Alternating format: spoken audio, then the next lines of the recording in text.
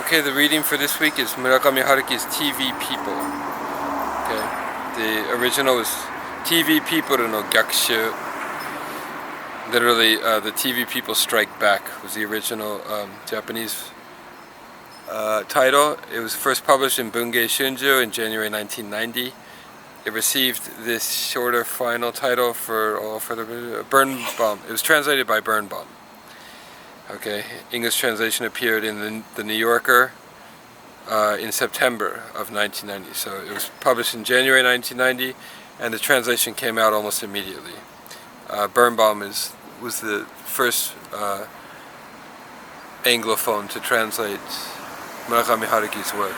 Okay, Murakami Haruki, as I mentioned in another video, born in 1949, the most widely translated Japanese novelist of his generation. His first novel, Kaze no Uta o Kike, published in 1979, Hear the Wind Sing, won a prize for Best Fiction by a New Writer. From the start, his writing was characterized by images and events that the author himself found difficult to explain, but which seemed to come from the inner recesses of his memory. Okay, difficult to explain is important because his works are very fantastical, right? And a lot of them can be classified, I think, as instances of Todoro's genre of the fantastic, which I talked about in another video, right? Where the reader hesitates between how to interpret the story, where the characters too hesitate between how to interpret what is happening in their lives, right? Okay. Okay, I have a bit of a long explanation of Murakami here. You can read it all yourself, a list of his representative works and so forth. Okay, yeah, you can read that on your own. For now, let us jump right into the questions about this work, TV People. It's a short work, but it's fairly dense and there's a lot to think about, so I have 11 questions total here. So I want you to answer all of the questions on this study guide. Number 1, describe the first person narrator. Where is he located, temporally and spatially? Who is the you whom he repeatedly addresses? Okay, so it seems that he's addressing an implied audience here. You. Who is this you that he's talking about? Is it us? Is it me? Describe his tastes, his interests, his job, his marriage, his relation with his supervisor and colleagues, his mental state, eccentricities, etc. Is he a quote-unquote reliable narrator? And of course, reliable narrator is one of the most important literary terms that we will use in this class. Is he reliable? How would you rank his reliability on a scale of 1 to 10? Why does he refer to himself as a quote-unquote modern-day Luddite?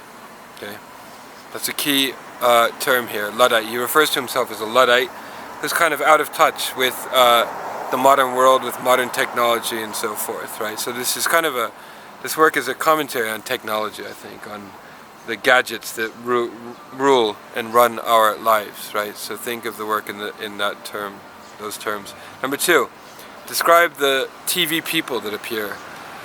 How does the narrator respond to them? How do they respond to him? Do they actually exist? Okay, so it's possible that these TV people don't even exist because other characters in the stories don't even see them when they walk by. Are these TV people a figment of his imagination? Explain your reasons for interpreting it as you do. Number 4, how do the narrator's colleagues respond to the TV people? What happens when the narrator brings up the subject of the TV people with one of his own colleagues? Why this response? Is it some kind of a conspiracy? Is everybody in on it, as it were? Okay, what's going on here?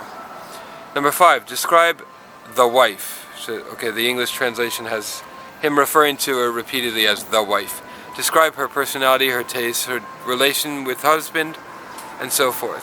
Why doesn't she say anything regarding the TV people? Is she in on it too? If it is, assuming it is some sort of conspiracy. Number 6, discuss the function and significance of the motif of the ticking clock. Okay, so motifs often appear in Murakami Haruki's works, and in one of the original videos I discussed the difference between theme and motif. A theme is an abstract something that appears repeatedly in a text, an abstract idea or message or so forth. A motif is a concrete something or other that repeats or recurs or reappears in the work. Okay, so this ticking clock appears repeatedly here in this work. Is it sort of a symbol for something? Is it trying to tell the narrator something?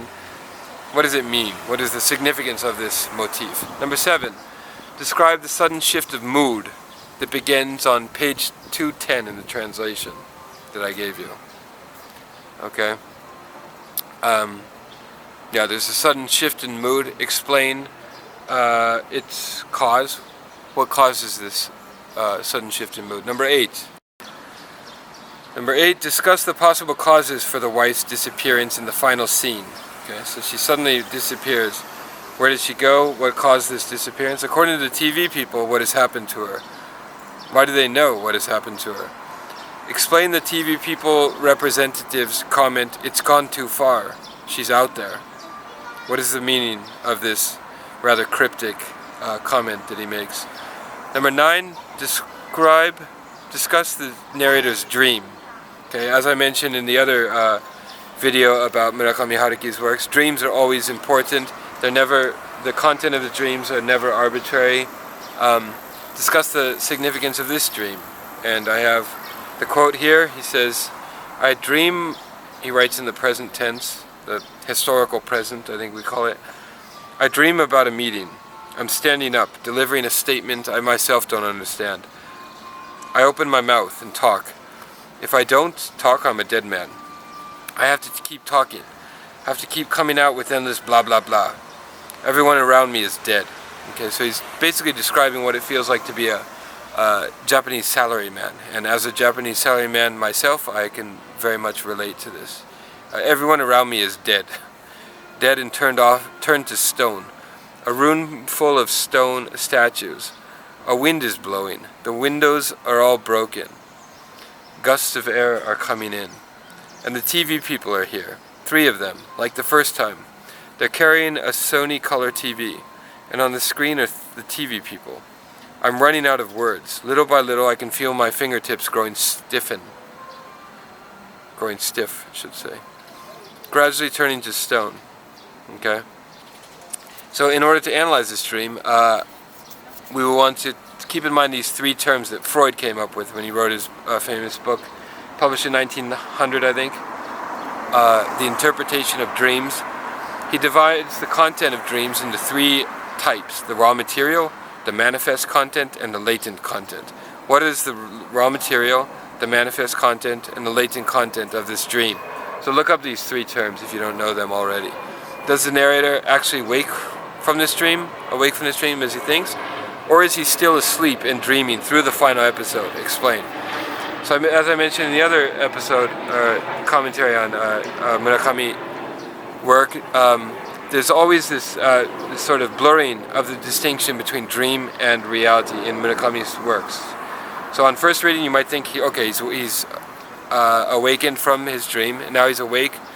But then on second thought, once you get to the end of the story, you think to yourself that it might be possible that the protagonist was actually sleeping through the whole thing. Okay, so yes, explain this sort of blurring of the distinction between dream and reality in this work.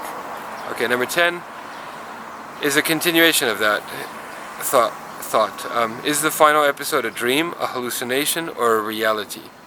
What is the meaning of the airplane that is being built by the TV people in the dream, in the TV? So they're building an airplane in the final scene. What is the meaning of this? Why does the narrator's hand begin to shrink in the final lines of the work, right? Of course, implying that he too is shrinking to the size of the TV people, right? So the TV people, I think it mentions in the beginning of the story that they are 2/3 of the size of a normal human being.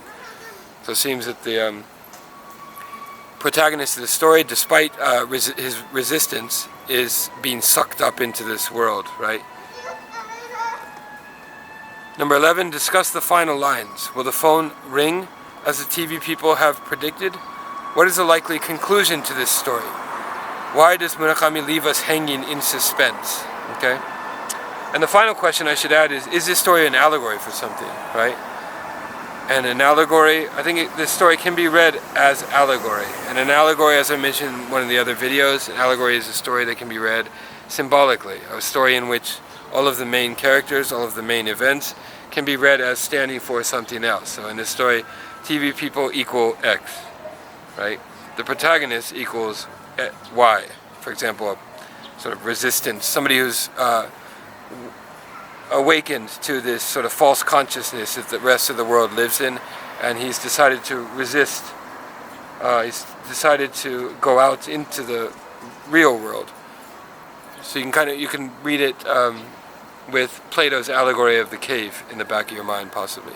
Okay, so that's a final question to add to these 11 questions. Can the work be read as an allegory for something? If so, what? Explain. Okay, and I have at the very end of the study guide a list of further reading sources, a book by Michael Seitz on Murakami Haruki, okay, Matthew Stretcher's article, Magical Realism, and the Search for Identity in the Fiction of Murakami Haruki, and there are many, many other works on this writer who's somewhat overread and overstudied in my view, but I figure we may as well read 2 of his stories in this class. Okay, if you have any questions, send me an email. Bye-bye.